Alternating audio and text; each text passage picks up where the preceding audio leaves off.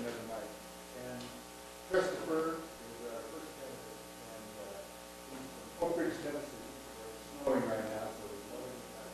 The way we're going to organize this is that he talk for like 3 minutes, no more than that, maybe 5, just tell you whatever he wants to, and then we'll throw up the questions. Great.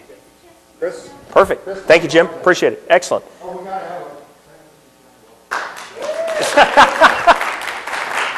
What a welcome. Hey, I get that welcome every single time.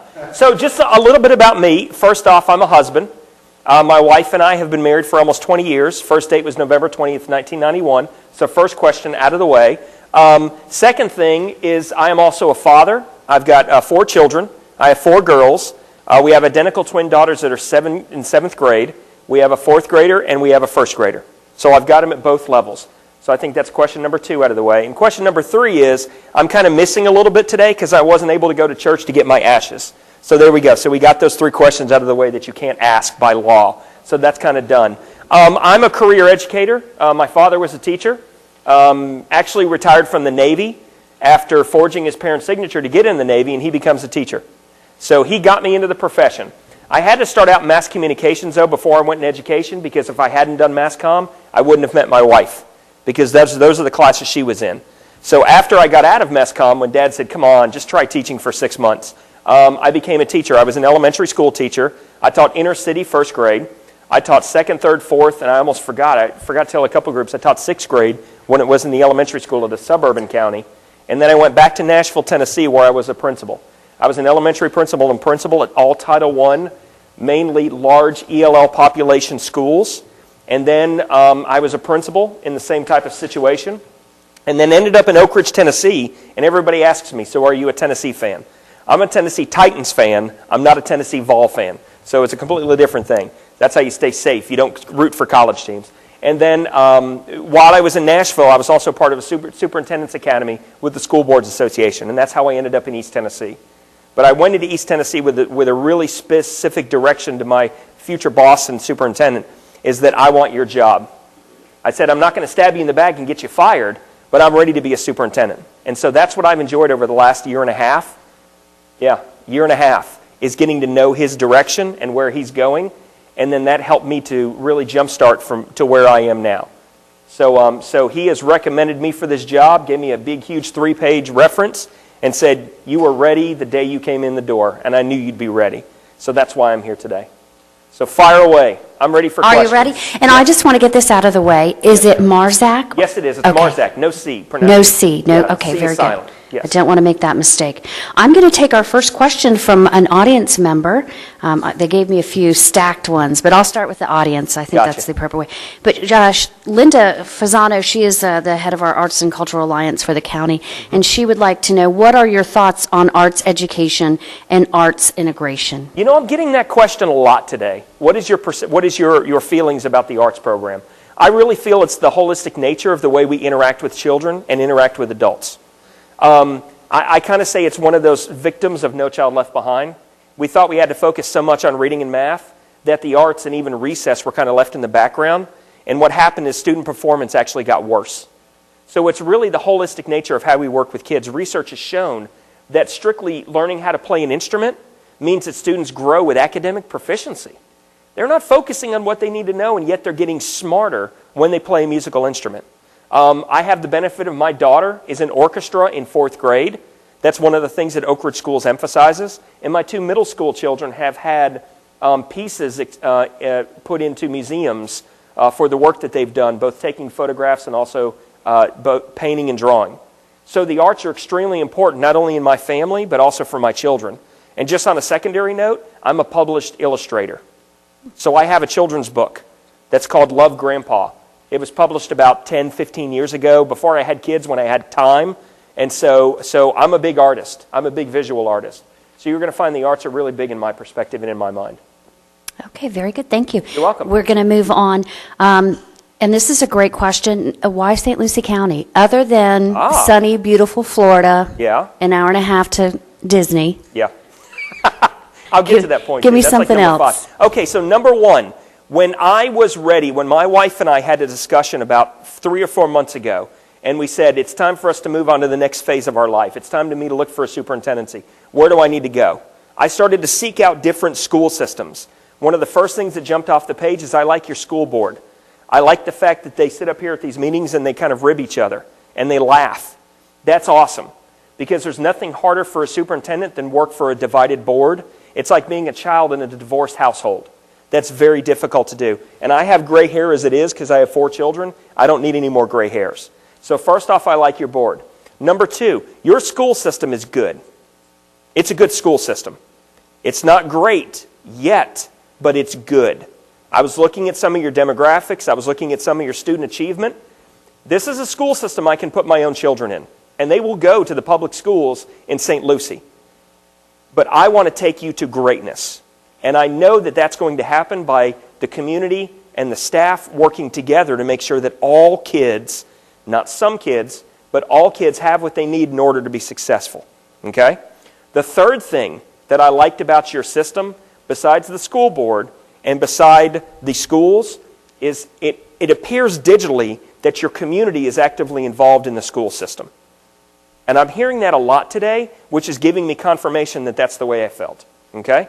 Number 4 is the weather. I go with top 3, so I'm going to go with number 4, the weather. My wife sent me a picture 2 hours ago of the 3 foot of snow that's outside our house in Tennessee. So she's like, I'm not even getting out of bed today. Where are you? And I said, it's 81.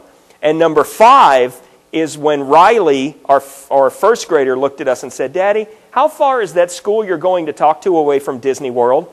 And I said, it's about an hour and a half, honey. She said, yeah, I want you to get that job. So the top 3 is what's most important. Number 4 and 5 are pretty sweet. So that's why St. Lucie. That's why. Appreciate your honesty. You're welcome. Not a problem. And wonder why you didn't bring them. Feel bad for them at this point. I do want to move on. I've gotten a lot of great questions. This one is from a principal, and it is your thoughts on school-based management. Beautiful. Autonomy, or actually innovation, doesn't happen from my office. Innovation happens in individual classrooms every single day, and it's my job to remove barriers to make sure that that innovation happens for every single kid every single day. I can sit up here on the mountaintop barking orders all day long, but if student achievement and student outcomes don't increase, then I'm just a guy on a hill barking orders that people don't believe in. So how can I get intentional in student learning every single day in classrooms to remove those barriers to effective student learning? That's the key thing. You can't really argue about student learning. So that's not good for kids. Well, then why wouldn't we do that? That's really the key questions. Student learning has to be the core focus of everything that we do. I live my life by a little simple saying that's in my search booklet that I sent to Mr. Hughey. It's that schools were not made so adults could have jobs. Schools were made so that students would have a place to learn every single day of the year. So how can I help that come to reality? What can I do? Very good. This is a question I think is going to come up through all your interviews. Mm-hmm. It did come up during the CEO search interviews with you as well. But what are the 2 to 3, and I'm assuming you've had some time to evaluate the system, at least surface, what are the 2 to 3 opportunities you see for improvement, and what would you do? You know, I just realized something. I didn't really answer that last question. I didn't answer the last question. On your thoughts on... I said about school-based management. Yeah. You can go back. Okay, I can go back? Okay, perfect. Good deal. Sure. Okay, so with innovation taking place in the school level, what can I do to empower educators to make sure that that happens? And how can I give them the autonomy to lead their buildings and their schools to make sure that that happens? How can I give principals in the building the power to do what they need to do every single day? Well, giving me honest feedback.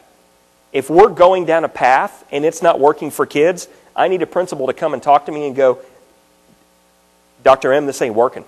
We got to do something different. Kids are not being successful. All right, so what do we need to do? Let's figure out what we need to do to be successful. I need school-based management to give me honest feedback about what's going well and what's not going well, and then the ability for that school-based management to implement changes. That's what I need to do. Okay, so going back, you said what are the 3 things? I can read that one again for you. What are the 2 to 3 opportunities you see for improvement, and what would you do?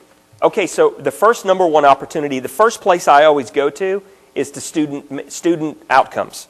I noticed that 53% of the students are proficient on state tests with reading. I imagine that St. Lucie probably wants to be higher than that. So what we have to do is we have to figure out, how do we go from 53% of our students answering a question right on a standardized assessment to 55 or 58 or 64 or 72?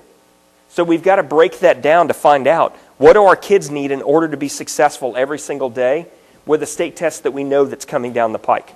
How do we get them the skills that they need in order to be successful? So that's critical. That's number one thing. We got to look at those student outcomes and try to figure it out as an entire system. What can we do to make sure that more kids are given more opportunities?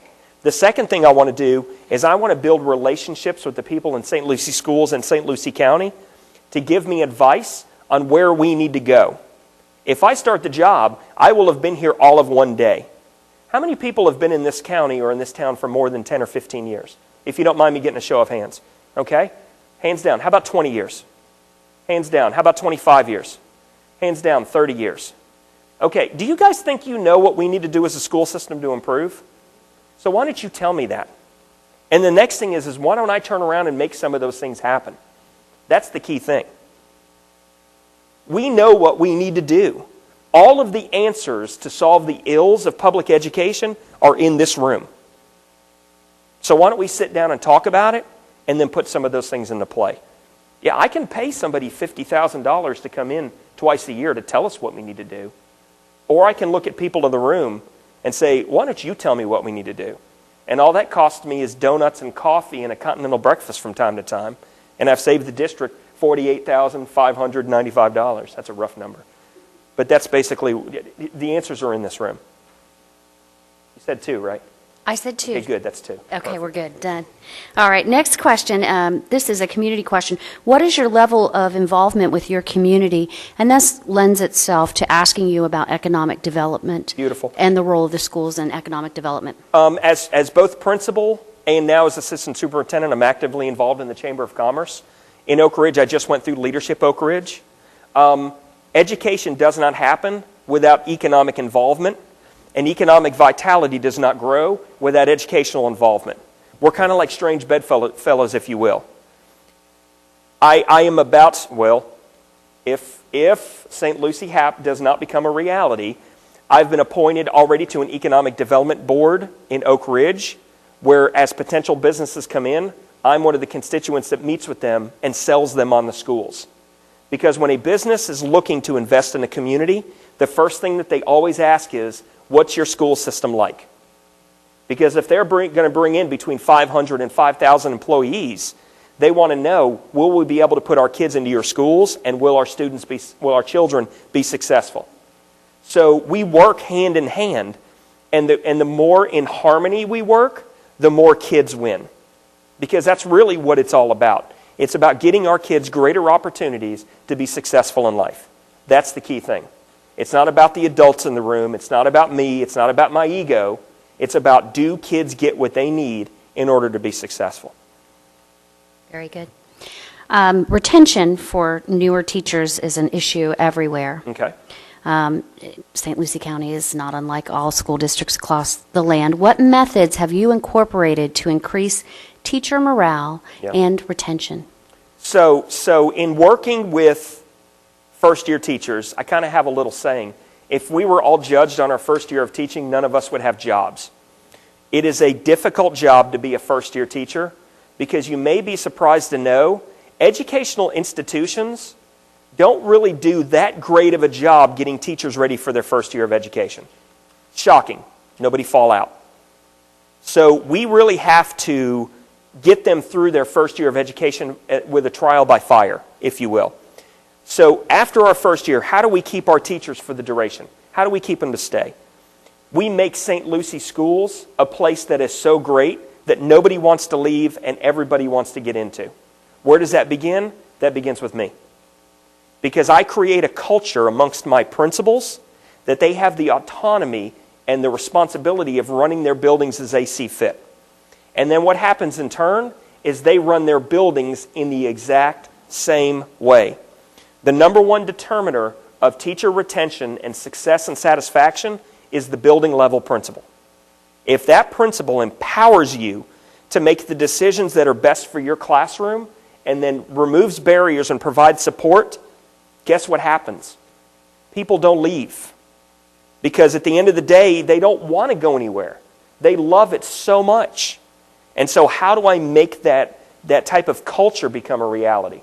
By modeling it myself and by expecting it myself. That's how it happens. That's the greatest. I mean, we can provide incentives. We can do recognition programs. But at the end of the day, if you hate where you work, all you're doing is you're polishing your resume for the next job. So how can I make sure that you love what you do every single day? That's the question. Very good. Thank you. Thank you. Currently, you are in a smaller district, Yes. comparatively a little less than 5,000, if I'm not mistaken. Yes. And how can you equate that experience to the size of this district? I can't. I really can't. Because we're talking about a district 8 times larger than the one I'm in, but half of the size of the one I came from. So Metro Nashville Schools, 75,000 students, 135 schools. Now I'm in Oak Ridge with 8 schools and 4,800 students. And all we're really talking about is scale and size. So what that means is I have to trust more people to do what I ask them to do. Or if we want to get brass tacks, I have to trust more people to do what I pay them to do. And so if I ask the people that are directly working with me, I need you to work to empower the principals to make sure that they have what they need.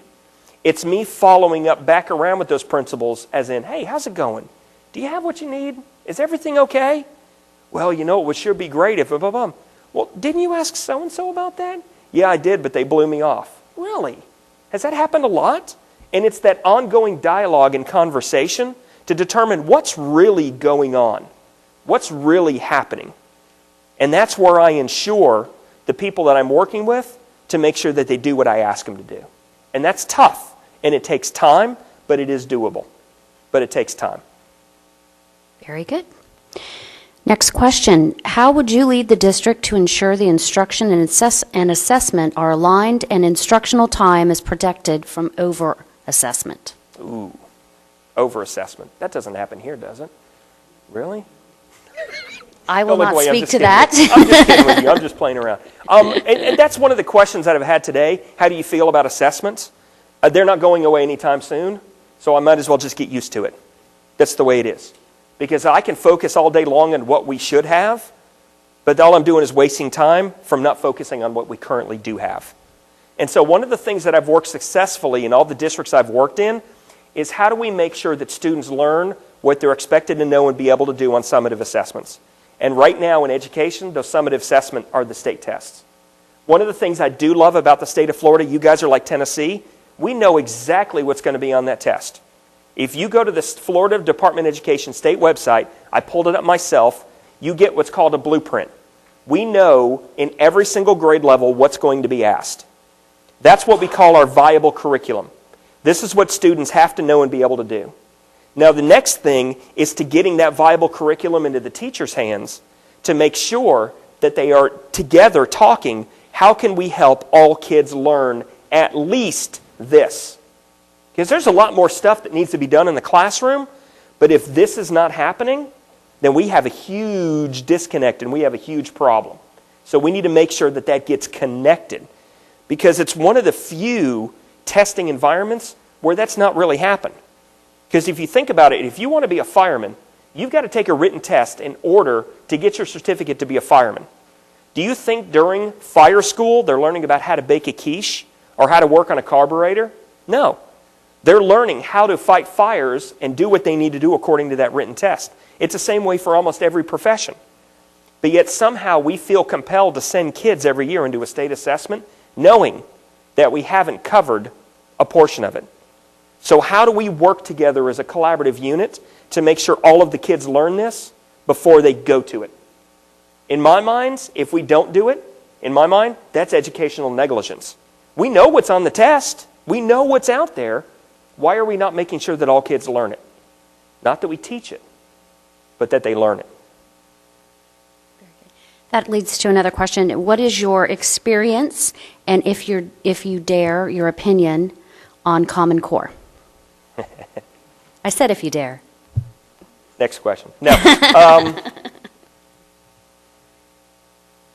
Common Core is what I call the third era in education.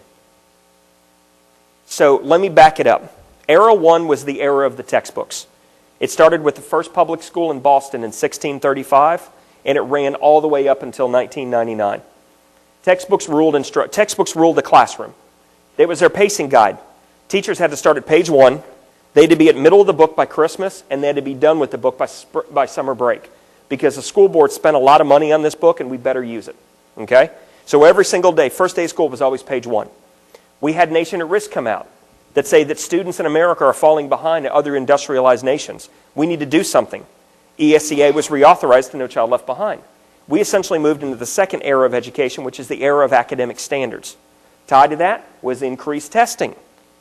So that was era 2, and teachers were teaching academic standards. But what happened is students were still not being successful. Do you realize that this past May 2014, students 100% across the board were supposed to be proficient in reading, language arts, and mathematics? I don't know how it's going in Tennessee, but how's it going in Florida? Not so well. It's okay. That's because we're now in the third era of education. And the third era is individual student learning. So whether it's called Common Core, whether it's called Super Core, whether it's called Mega Core, it really doesn't matter to me, because it's not what the teachers have to teach, it's what the students have to learn. And so really Common Core for me is that holistic nature of reading, writing, discussing, critically thinking and analyzing, proving what you know around a set group of things that students are going to be assessed on. I really don't care about the standards. What I care is about what kids are going to be assessed on. We pull that in and we make sure that they learn it by using Common Core methods and means. We don't become a test prep district. That's not what I'm telling you. What I'm telling you is we work with kids reading, writing, discussing, and critically analyzing at what they're supposed to learn and know and be able to do on state assessments every single day. It starts with day 1. The first day they walk in the classroom, we begin that process. That's how I feel about Common Core. Okay, very good. I really don't care. Okay, good enough. I have another question. This goes to, I'm sure you're familiar with our choice and school assignment here in St. Lucie County. And how do you feel that affects parental involvement? And do you have ideas of spurring parental involvement in this county?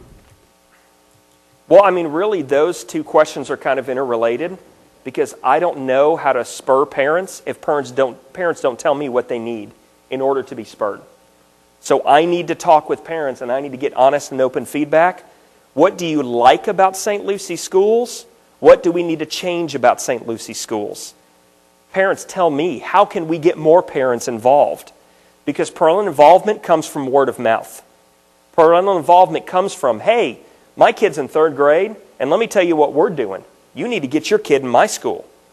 And then the chatter starts to begin and the chatter starts to go. But if parents are not involved, if parents feel disenfranchised, this is the worst school system in the world. And I wouldn't send my kid to that school. So the key question is how do I get more input from more parents to help them understand this is a great system, but the only way it's going to be great is if you are actively involved in this system. And what can I do to help impact that?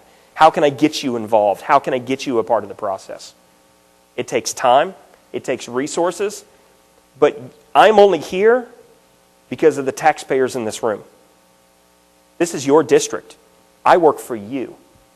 No parents, no school. No school, no money. No money, no job. I work for you. You're my boss. Okay, next question. This one has a lot of acronyms in it, so Gotcha, excuse me if I fumble. Hopefully you know what they mean. Go for it. Okay. Now that the LAFS and MAFS have been released and implemented statewide, what vision do you have for the upcoming science standards rolled out for St. Lucie County? I have no idea what LFMAS. Is that LMFAS?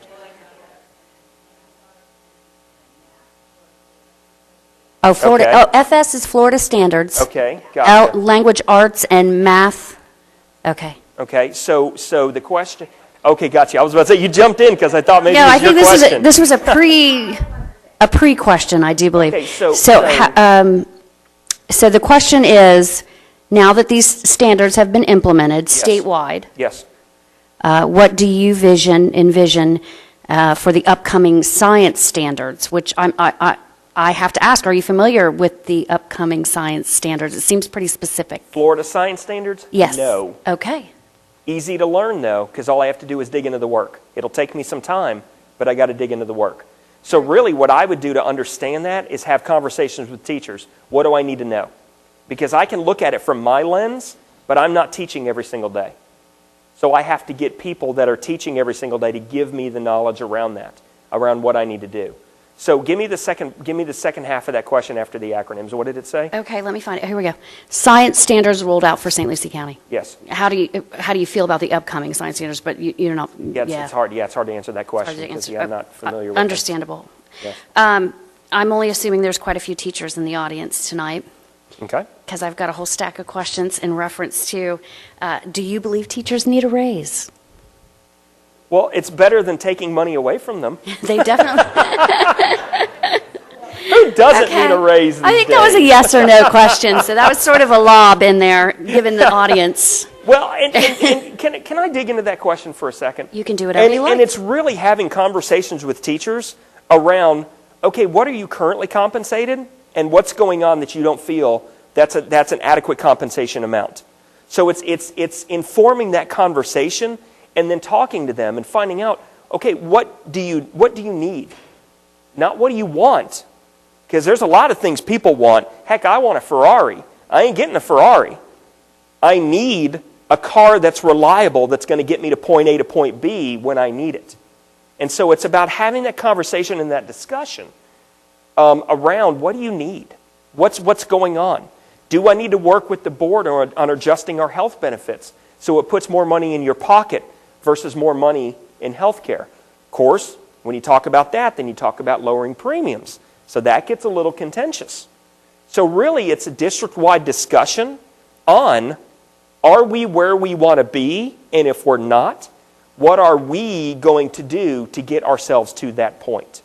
Is an ongoing discussion. And then once we come to an agreement of where we need to be, then it's my job to champion that. So that's really the key thing talking about pay. Very good. The next question was, do you value teachers' input? I believe you answered that question. No, I don't want to hear from teachers. No, I have no interest whatsoever. Third question, do you have a sense of humor? No, I do not. That wasn't on the card. So let me talk to you a little bit about I'm a teacher. Well, I'm currently a teacher. I teach at the university level. So I teach teachers I teach teachers how to be better teachers, and I teach teachers who want to be principals. I'm always going to be a teacher. It's just the way I'm wired. I can't get away from it. And so what I loved today, what I love that you do, is that you started off with school tours. Because anytime I get a chance to talk to teachers, it recharges my batteries. I feel great. I hate sitting in my office. I hate doing reports. I hate answering the phone. I'm not a big fan of meetings. Because all we do is we sit around and talk.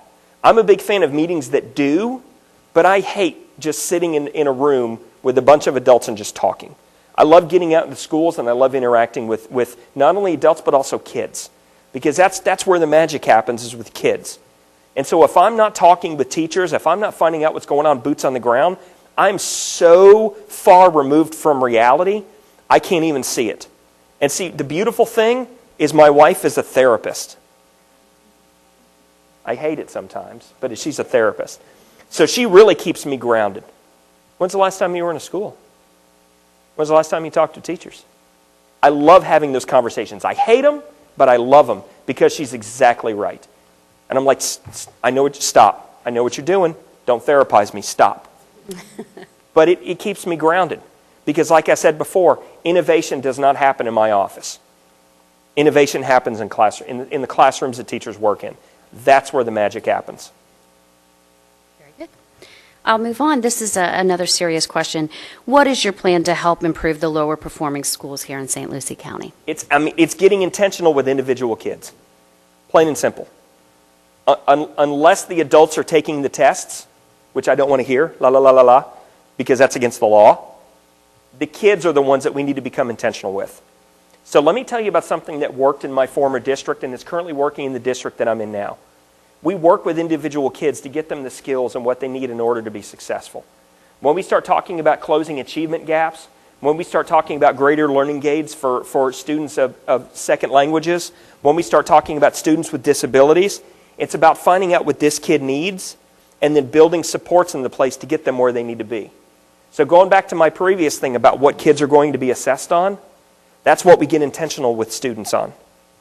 Because what happens is when students are successful on summative assessments, opportunities are given to them and barriers are taken away. I want to say that's one of the greatest barriers between poverty and middle class, is that middle class, we know the rules, where people in poverty don't exactly know those rules. So how do we work to help give them opportunities so they can rewrite and have a great life moving on down the road? And that's our job in public education. I know that this district has done some work with Ruby Payne, a framework for understanding poverty. There's 2 ways you get out of poverty: education and relationships. That's it. You can throw money at it, you can throw training at it, you can do all those types of things. But if you don't build relationships with people, and if you don't impact their lives to get an education, they will do exactly today what they're going to do tomorrow and 20 years down the road, and they'll do it for their own children. And it's just because that's the way it is. So how do we as adults that know that get intentional with those children that don't and rewrite that DNA? That's how you break down gaps. That's how you provide great learning opportunities for all students, is you help them be successful by building relationships and by providing a quality and sound education. Very good. Just a couple more questions here. How would you maintain involvement with our legislator, given budget cuts and... Kick down the door. Listen here, buddy. It goes back to exactly what I'm talking about with every other constituent group. It's about building relationships. It's about building a strong foundation. So if I know there's something going on, I can just pick up the phone and call whoever I need to call, and that person's going to go, oh, that's Chris Marczak, patch them through.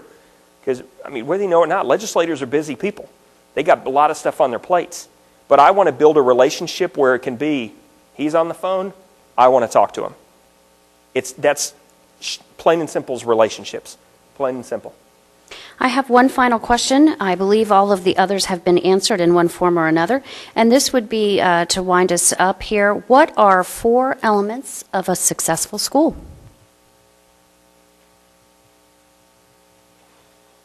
Just 4. Number 1, just 4. You want to get back to us? No. I'm just trying to figure out which one I want to go with first because I'm thinking order of importance. Are we going to hold them to order of importance? No, we're okay. Number 1 is successful students. That has to be number 1 because it kind of goes back to everything else I've been talking about. If students are not successful, then we're not doing the jobs that we were hired to do. So number 1 is successful students. Number 2 is, I would say, a culture in a school that is built on student success and adult collaboration. We work together because our students deserve that. Number 3, an efficient principal. And when I mean efficacy, they are comfortable with their leadership so that when somebody questions them, they don't get dictator and authoritative. They take it as feedback and they make changes. So that's number 3, a principal that is comfortable in their own shoes. And then number 4, as I would say, active involvement by parents in the community in that school. I would say those are the 4 most important things that I would want to find in every single St. Lucie school. I have one last question. What would you consider a successful student? One that graduates? I would say a successful student is one that is able to get a great job the minute they walk across the stage. I would love it if kids go to school and get post-secondary education, but then that may not be what every kid wants. Some of them may want to go into industry. Some of them may want to go into retail. So how can we build supports in place so that if you do decide to go industry, it's going to be very soon before you're a supervisor?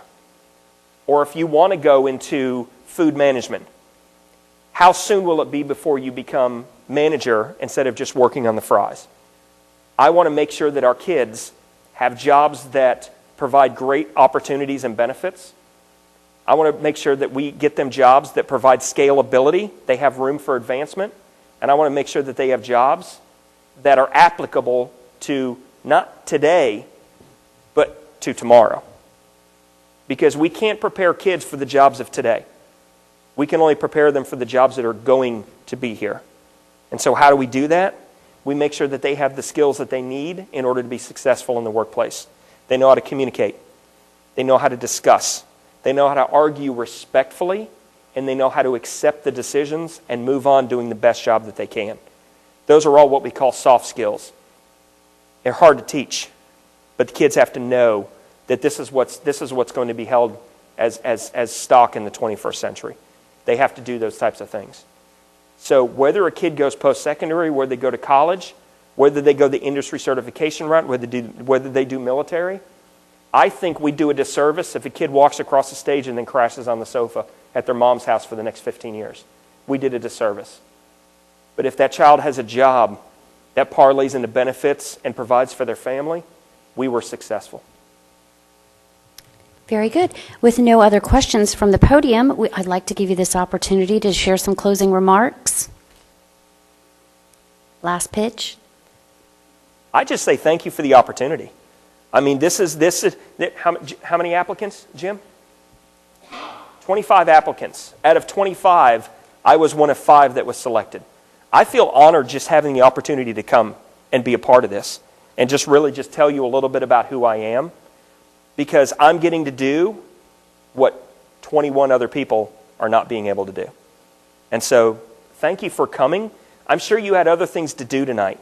You know, I'm sure you have lives outside of coming and sitting in a boardroom and listening to some dude from Tennessee come talk to you. How many of you thought I would have a real country accent? How many? No, just you don't want to raise your hand. Yes, son. So thank you. I appreciate it. But here's my challenge to you. If I'm granted the honor of getting this job, I don't want this to be the last time I see your faces. I want you to be a part of the school system. And then after I get to know you and we're on a first name basis, my then next charge is I expect to see 3 friends with you next time I see you. Start spreading the word and start spreading the wealth. Because this is our school system. Because I'll live in that was bad. I'll live in St. Lucie. My kids will go to this school system. I expect you to be a part of it. So thank you. I appreciate the opportunity, and thanks for coming tonight. I really do. Thank you very much. Appreciate it. Thank you. Thank you. Appreciate it. Thank you very much.